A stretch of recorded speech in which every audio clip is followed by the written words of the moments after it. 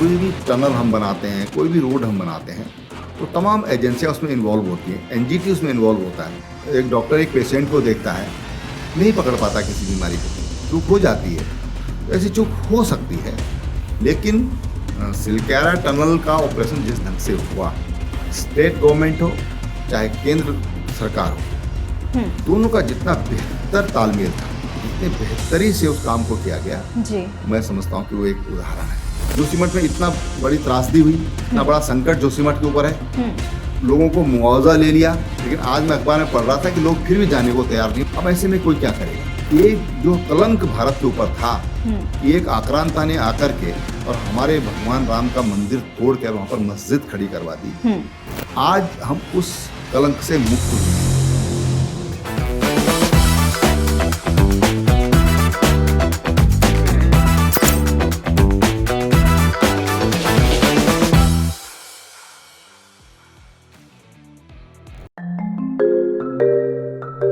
Hi everyone, आप देख रहे हैं आपकी आकांक्षा और मैं हूं आपके साथ आकांक्षा चौहान।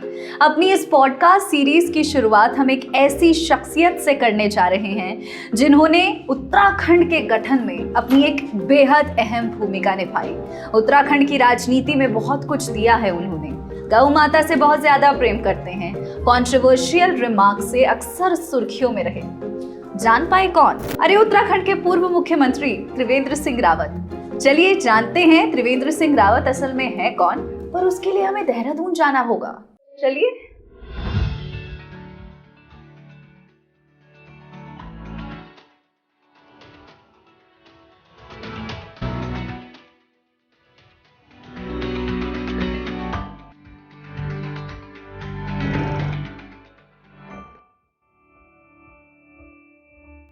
बहुत स्वागत है उत्तराखंड के पूर्व मुख्यमंत्री त्रिवेंद्र सिंह रावत का हमारे पॉडकास्ट आपकी आकांक्षा नोइंग द रियल यू में। तो त्रिवेंद्र जी, आपके साथ ये जो हम पॉडकास्ट शुरू कर रहे हैं, जो करने वाले हैं, उसमें कुछ सीरियस टॉपिक्स पर तो बातचीत होगी ही, लेकिन मैं जानना चाहती हूँ कि जो कृषि मंत्री, जो मत्स्य पालन, पशुपालन और जो डेयरी इंडस्ट्री में जो आपने मंत्रालय संभाला, मुख्यमंत्री पद पर जब आप थे, बतौर पदाधिकारी आप जब रहे, तो उसके पीछे का असल त्रिवेंद्र सिंह रावत कौन है? अगर राजनीति को थोड़ी देर के लिए मैं साइड रख दूं, तो त्रिवेंद्र सिंह रावत के अंदर क्या बचता है?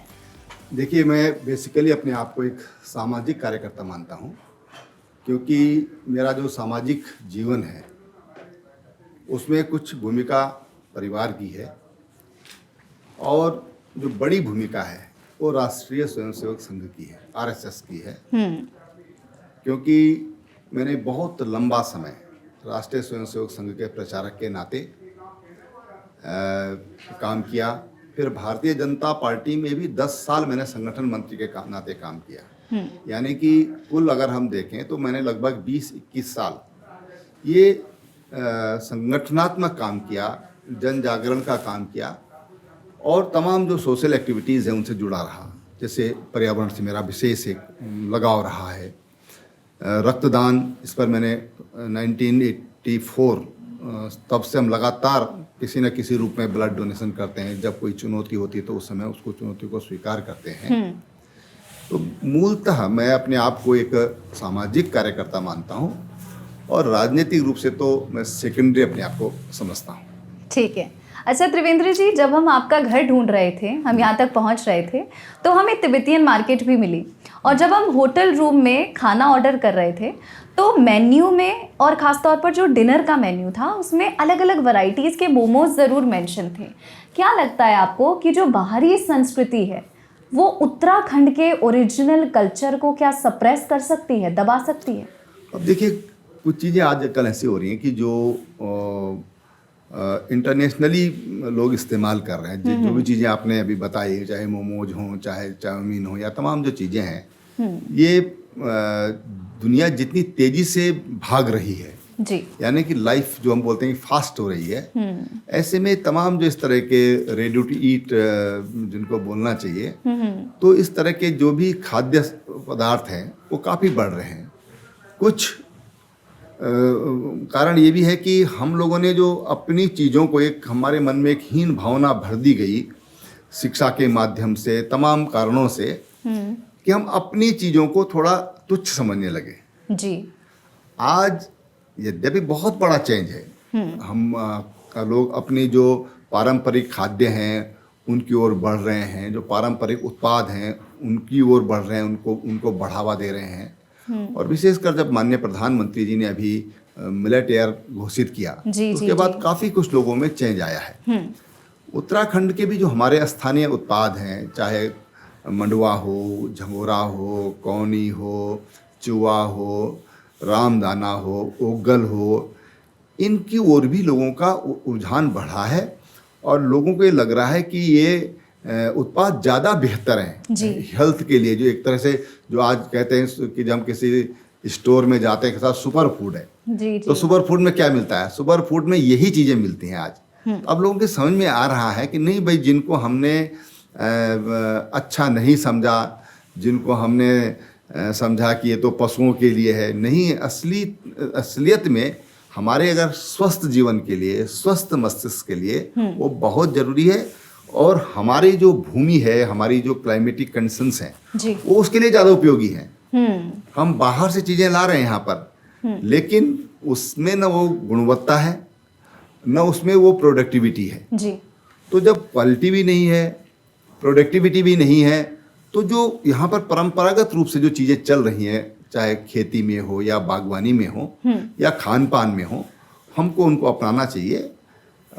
निश्चित रूप से लोगों की सोच में आज परिवर्तन आ रहा है, ये मैं मानता हूँ। तो आपको नहीं लगता कि ये जो बाहरी संस्कृति है, तिब्बतियन लोग हम यहाँ पर देखते हैं, मार्केट पूरा जैसे मैंने आपके सामने जिक्र किया, तो आपको नहीं लगता कि उसका कुछ भी प्रभाव बुरे तौर पर पड़ सकता है? देखिए, निश्चित रूप से आंशिक रूप से तो असर पड़ेगा, क्योंकि जहाँ से वो लोग आए उनके साथ वहाँ का खान पान भी आया। यहाँ पर उन लोगों ने मार्केटिंग किया, दुकान, छोटी छोटी दुकानें करते हैं, खान पान की दुकानें करते हैं, कपड़ों की करते हैं, तो अपने साथ अपनी जब बोली भाषा आती है तो उसके साथ कल्चर भी आता है। बिल्कुल। लेकिन वो एकदम हावी हो जाएगा ऐसा हम नहीं मानते। ठीक। दूसरी बात मैं कहना चाहता हूँ कि तिब्बतियंस यहाँ पर 1962 में आए, जब चाइना वार हुआ, चाइना ने जब तिब्बत पे अपना आधिपत्य जमाया, तो शरणार्थी के रूप में यहाँ पर आए हैं। और ये सच है कि भारत में सर्वाधिक जो तिब्बती हैं वो देहरादून जिले में सर्वाधिक, यहाँ पर उनकी स्ट्रेंथ ठीक ठाक है जी। वो तो हमारे शरणार्थी हैं, उनको हमने शरण दी हुई है, उनको तमाम जो इंटरनेशनल संस्थाएं हैं वो भी उनको सपोर्ट करती हैं। और भारत का तो स्वाभाविक रूप से मित्रता है तिब्बत से, अतिथि देवो भव, अतिथि तो हम लोगों का स्वागत करते हैं जी। और तिब्बत आज़ाद होगा तो वो लोग, मुझे लगता है कि अपने मुल्क में जाना पसंद करेंगे जी। अच्छा, आपने खान पान का जिक्र किया, खाद्य पदार्थों का जिक्र किया, जो उत्तराखंड की असल उपज है उसका जिक्र किया, तो अगर कोई पर्यटक उत्तराखंड आता है तो आप उसे क्या बोलेंगे, क्या रेफर करेंगे, क्या सुझाव देंगे कि उत्तराखंड आए और ये नहीं खाया तो बस कुछ नहीं खाया? देखिए, उत्तराखंड में जो मंडुए की रोटी है जैसे, बहुत अच्छी है। यहाँ की जो चटनी है, नमक है, नमक में जो इंग्रेडिएंट्स हैं, आज 52 किस्म से ज़्यादा तरह का नमक उत्तराखंड में पहाड़ी नून करके मिलता है। अमेजोन पर उसकी खरीदारी होती है। और तमाम तरह के जो यहाँ पर मसाले हैं जो हमारे यहाँ पैदा होते हैं, वो अलग अलग मात्रा में नमक में मिलाए जाते हैं या उनमें अलग अलग मात्रा में नमक मिलाया जाता है। अच्छा। यहाँ पर जो चटनी है, वो चटनी इतनी वैरायटीज आपको मिलेंगी, अलग अलग सीजन पे अलग अलग तरह की चटनी मिलेंगी। वो उनका अपना एक स्वाद है। और कई बार तो मैं समझता हूँ कि हम जैसे लोग भी हैं तो हम वो भूलते नहीं उन चीज़ों को।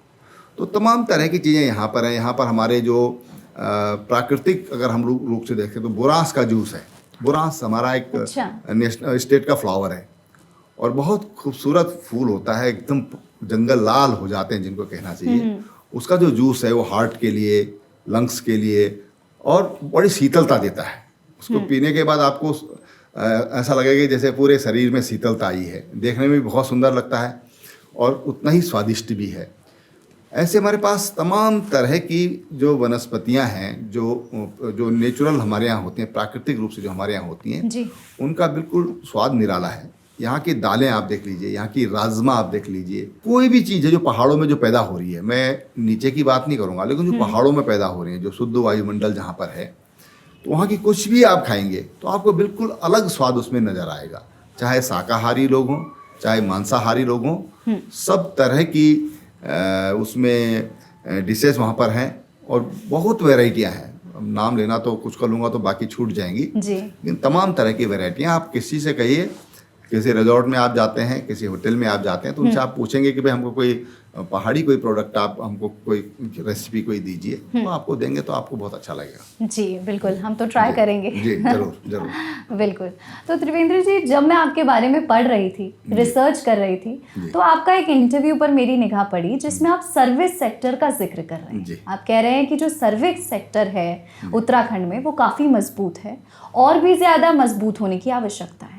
तो मैं आपसे शेयर करूंगी कि मैं जहाँ रहती हूँ नोएडा में, तो पास ही में एक ढाबा है जो उत्तराखंडी लोग चला रहे हैं। अच्छा। तो जब भी हम रेस्टोरेंट्स में जाते हैं या फिर ढाबों पर जाते हैं या फिर खाना ऑर्डर करते हैं तो काफ़ी देरी हो जाती है, लेकिन जब मैं वहाँ से खाना ऑर्डर करती हूँ तो कंपैरेटिवली जल्दी सर्विसेज डिलीवर हो जाती हैं। आपको क्या लगता है अब जो सर्विस सेक्टर की स्थिति है वो क्या है उत्तराखंड में?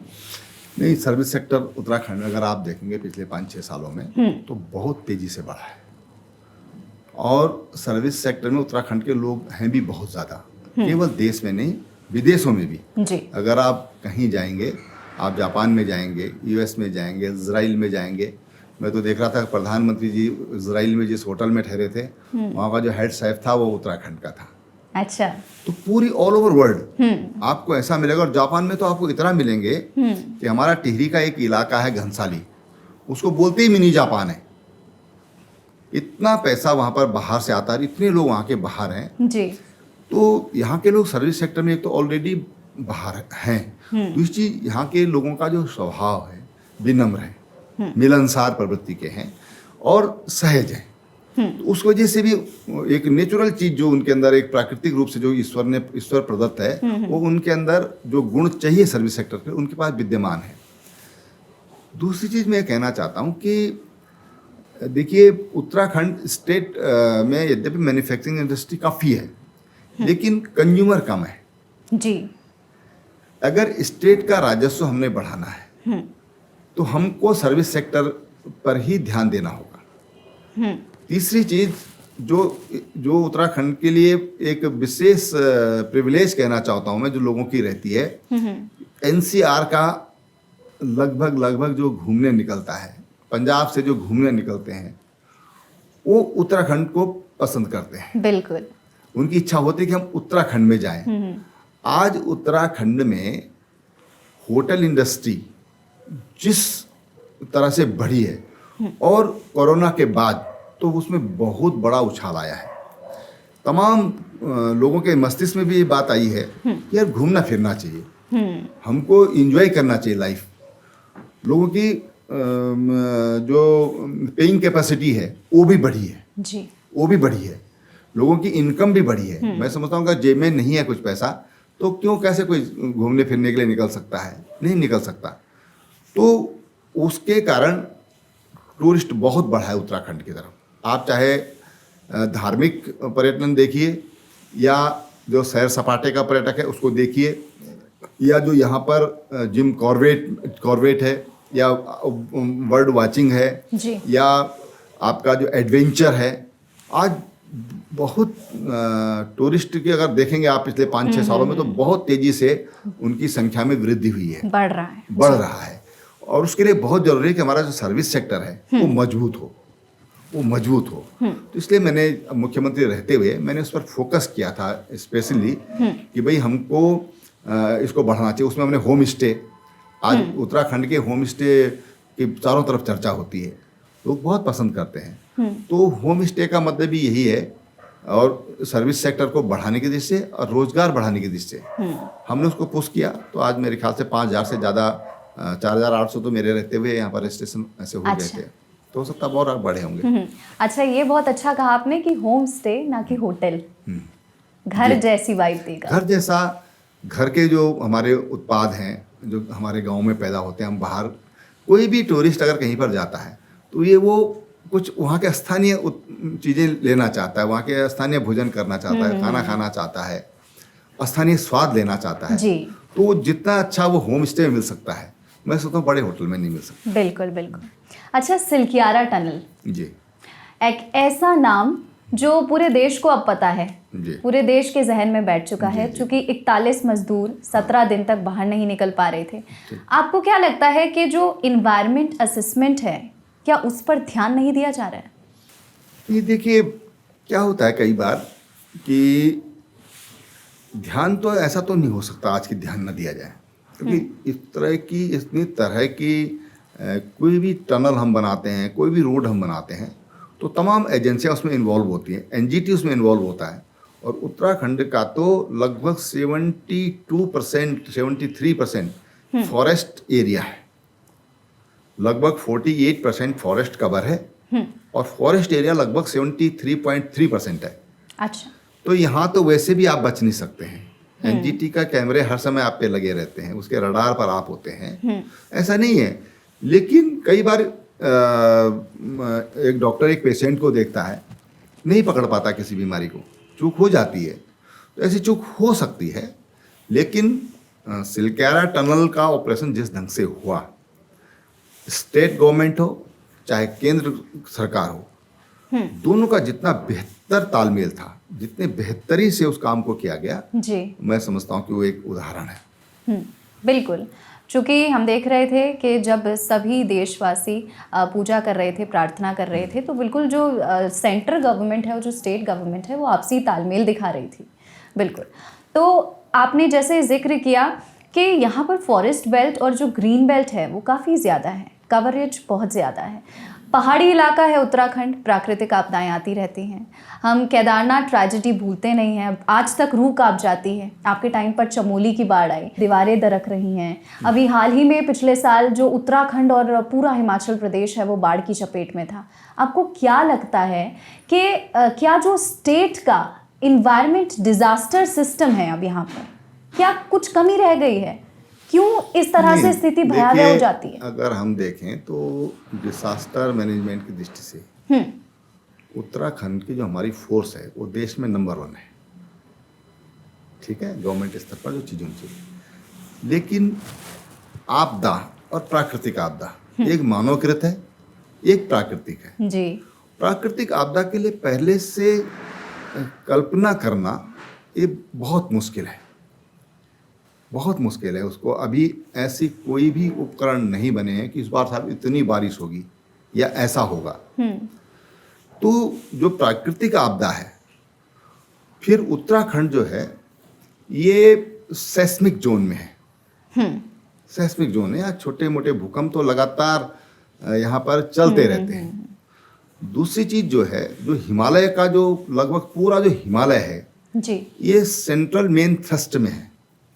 और जोशीमठ से अगर नीचे की तरफ आए हम, ऋषिकेश की तरफ, हरिद्वार की तरफ, तो लगभग अगर हम एरियल डिस्टेंस देखें तो 1-1.5 किलोमीटर के बाद ये सेंट्रल मेन थ्रस्ट चालू हो जाता है। और 9 किलोमीटर हम छोड़ दें आगे तो उसके बाद ये सेंट्रल मेन थ्रस्ट ये चालू हो जाता है।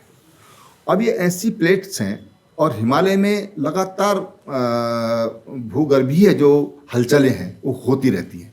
ये प्लेट्स आपस में टकराती रहती हैं और निश्चित रूप से ये जो पूरा जो सेंट्रल मेन थ्रस्ट है ये इसमें काफ़ी हलचल रहती है।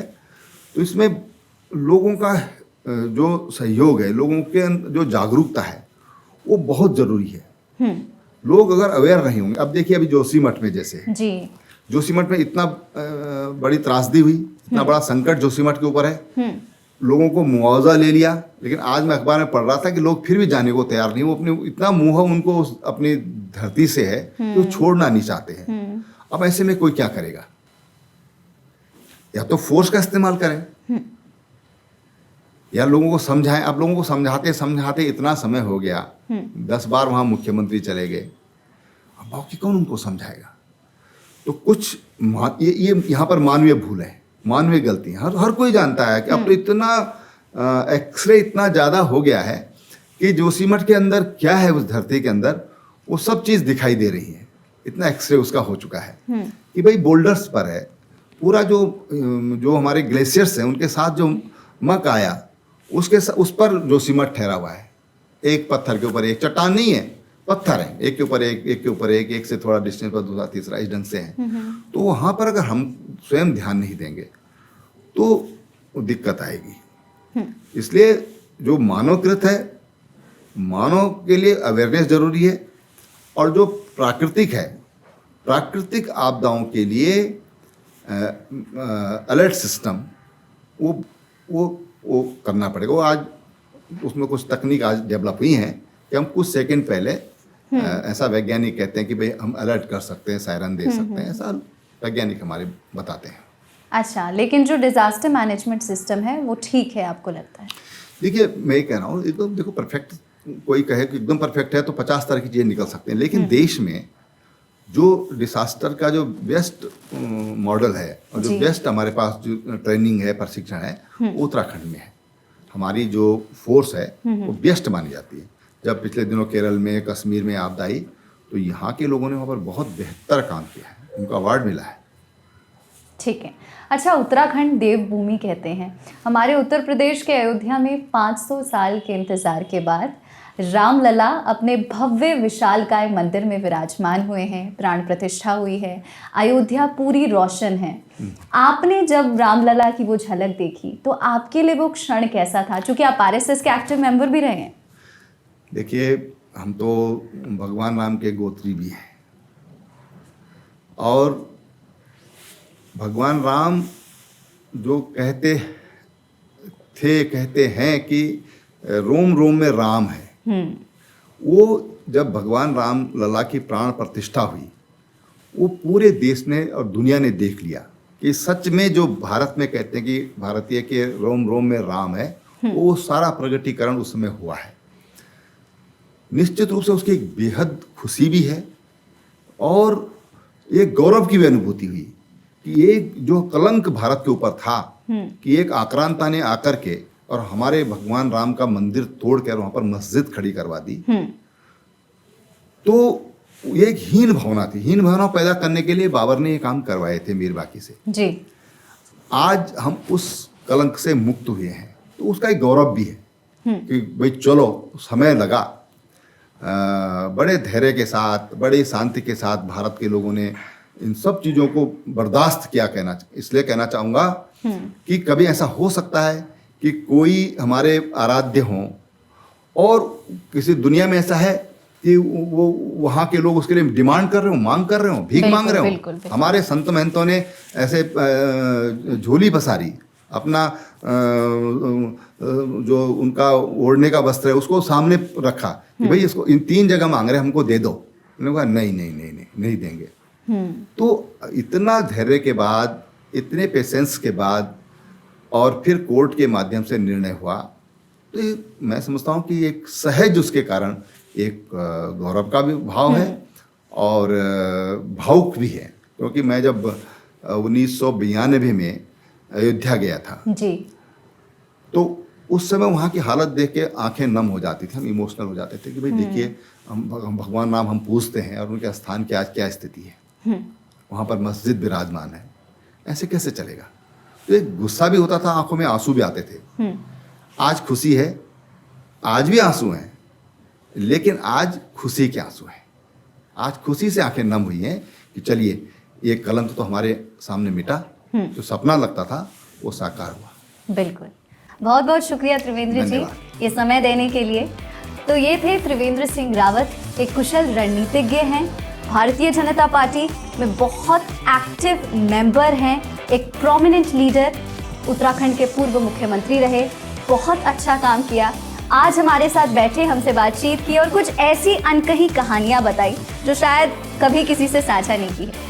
तो ऐसी ही अनकही कहानियों के लिए आप देखते रहिए आपकी आकांक्षा, नोइंग द रियल।